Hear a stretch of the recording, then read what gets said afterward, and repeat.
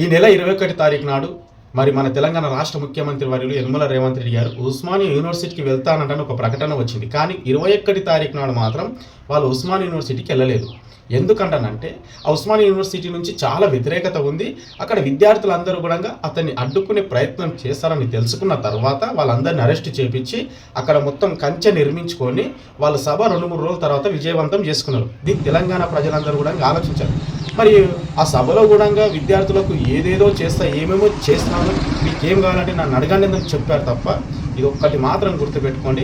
అధికారంలోకి రాకముందు ఏమన్నారు, అధికారంలోకి వచ్చిన తర్వాత ఏమన్నారు, కంచె పరిపాలన తీసేస్తామంటని చెప్పారు. తర్వాత కంచె పరిపాలన తీసేసినామని చెప్పారు. మరి వీళ్ళు ఇప్పుడు కంచె నిర్మించుకొని వీళ్ళు సభలు విజయవంతం చేసుకుంటున్నారు.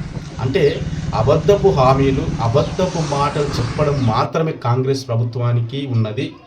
అభివృద్ధి చేయడం అయితే కాంగ్రెస్ ప్రభుత్వంతో కాదు అని తెలంగాణ ప్రజలందరికీ అర్థమైపోయింది.